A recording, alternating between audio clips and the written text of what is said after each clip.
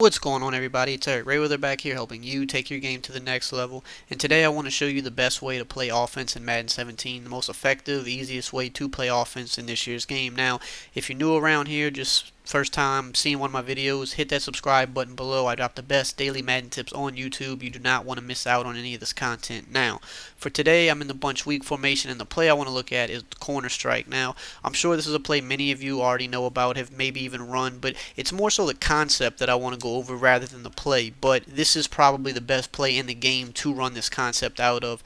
And basically, the concept is having a high-low read with a flat route and a corner route on each side of the field. Now, that's one of the most effective concepts in the game this year. Basically, if whatever zone your opponent's in or the defense is in, if they're not playing underneath, the flat routes are going to give you huge yardage all day long, especially this one to the halfback, this table route.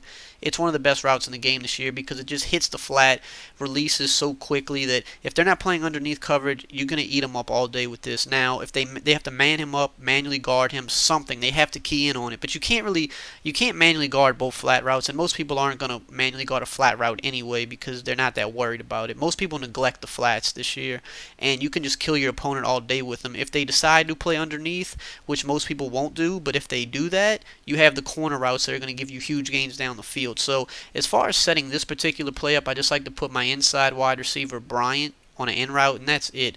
So right here we're going against cover 2. It's, as you can see, if they're not playing underneath, kill them in the flats all day. And Le'Veon Bell got a retarded spin animation there, and as you can see, he still got more than 5 yards. But typically you're going to get more than that if he catches it in stride like so. You can see he's getting up the field. It's easy yards. And then on the opposite side of the field, you have the same thing with your tight end. If they're playing back, you just want to rack catch this, take it. As you can see, you're getting 5 to 7 yards. It's easy. You can do this down the field all day long if they don't respect it. Against cover 2, you can also hit this in route right here. If they're not playing underneath, you got something else you can hit them with to get a nice gain. Most people will be using that area of the field, but for whatever reason, if they're trying to use one of the outsides to stop your flat route or your corner route, you'll have that over the middle. Now, if they play underneath with the hard flats, most people won't do this, but if they do, you're just going to be able to kill them down the field with these huge corner routes on each side of the field. As you can see, we're almost getting about 30 yards right there. And then on the other side of the field, it's going to be the exact same thing over here to Sammy Coates on his corner route. Just huge yards. So most people that are smart aren't going to play underneath. Somebody might do it if you're just abusing the flats and they're going to try to catch you off guard. As long as you can read the defense and see that they're jumping down on the flats, you're going to beat them all day. It's going to be the same thing with a cover 3. If they're not playing underneath, flat routes all day long. You should get even more against this because there are no actual flat zones on the field. You have the purple curl flat zones on the field, so those aren't going to do as good of a job in the flats. And it's the same thing if they're not playing back all day. This concept, it works out of a lot of plays, but this is the best play to do it out of. What else is really good about this play is because we have this in route here to Bryant, that's going to take the attention of the purple route on the right side of the field. So even if they're not playing underneath in a cover 3, we can still hit the corner route on the side of the field. You see how he comes inside just a little bit because he's worried about that in route for a second? That allows us to get a pass to the sideline. We just want a possession catch it so that we tap the feed inbound. I'm going to show it to you one more time just to show you this isn't a fluke. He's going to come inside every time, and even if it's the safety that's in the purple, it's going to be the same thing. They're not going to get out there quick enough. So against a cover 3, if they're not playing underneath, you can hit not only the flat route but the corner route on that side of the field. Now, if they're playing cover 3 and playing underneath, then we're just going to have the corner routes on each side of the field, which is fine. We have that all day, as you can see. So this whole, whether they want to play cover 2, cover 3, underneath, regular, it doesn't matter. We're going to have things we can hit them with. Now, if they play man, even man press, as you can see. Now, most people will say, okay, the C route's going to be good against man. Personally, I think the C route isn't as good. Most C routes aren't as good against man since the patch, as I'll show you right here. A lot of times they kind of run into the cornerback like so. So I tend to not like to throw that. Sometimes he still will get open and dust his man, but it's not something I look to go to if I read man, just because I feel like they play a little weirder since the patch. So if we do see man, we have the corner out on the right side that is actually unbumpable, as you can see, and that's Sammy Coates over there. Not a great route runner, not a great wide receiver, and he's completely dusting his man. even in press. He's not getting bumped. So that's something we can do against man. And then we also have the in route here. As you can see, he's unbumpable, and you can see how much separation he gets against his man. So we have multiple options against every defense with this concept, but most importantly, how good this play is with the concept. Now, some of the more knowledgeable players may be saying, oh, well, what about a cover 3 Mabel? And that is definitely a good question. What about cover 3 Mabel? That the whole point of Mabel is to stop these kinds of route combinations. Now, the thing with the cover 3 Mabel is you're only going to have the Mabel on one side of the field. See, here it's on the right side of the field, so on the left side of the field, we still are going to have the same thing. We're just going to watch who they defend. See there, the route came down and defended the halfback. We have the corner wide open. Now, in this cover 3 Mabel, that free safety is actually in a purple. Some purple routes will attack the flats like that, just depending on what play it is. So you just want to read. As you saw, he came down and attacked the flats. We hit the corner all day.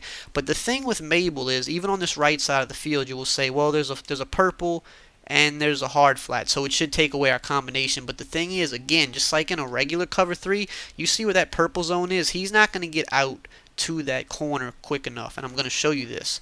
The corner's still going to be open. You're just going to pass it, hold your possession catch, tap your feet. So even with Mabel, that's not going to cover it. Now, so basically, excuse me, I kind of lost my train of thought there. So basically what you have to do is you have to move this guy out in order for him to defend that corner. And then you're going to have to create like another Mabel concept on this side of the field. And again, move these guys out so that they defend everything. So that you can take away this concept on both sides of the field. And then maybe you'll user this guy and try to user the in route over the middle. But at this point, if you have to do all this to stop the play and move all these guys out, you know what you do at this point? You just run the ball. I mean, it's going to be open for you. Now, he got a ridiculous block shed there. I mean, this is practice mode, so you know how it is with the block shed. So I'm going to do it again, and it really just depends on how the block sheds are going to hold up for us. But as you can see, if you have to move these guys out, the inside is just wide open for you. And you should look to see he's just block shedding ridiculously, and there's nothing I can do about that. But in a real game, you know that that's not going to happen. They're not.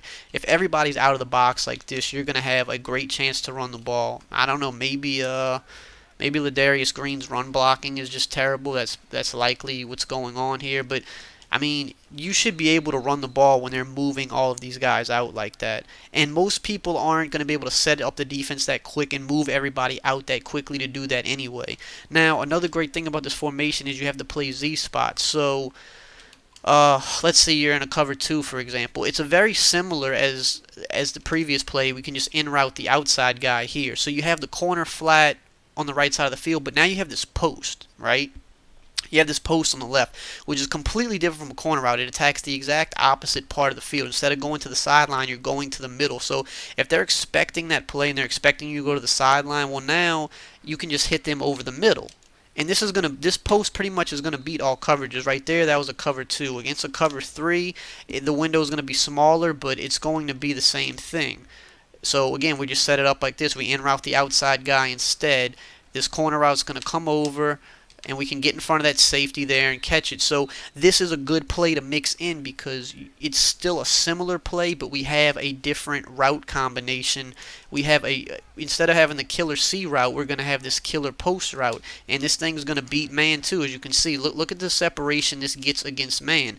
So this it's crucial to mix this in, because now they're expecting you to just go corner flat, corner flat, corner flat, maybe run the ball. But now you mix in Z spot, you still have your corner flat on the right side of the field, which I'll demonstrate now because I've been showing the post route. You still have your corner flat on that side of the field. You still have the same combo, but you also have this huge deep post that can just get killer yards now too.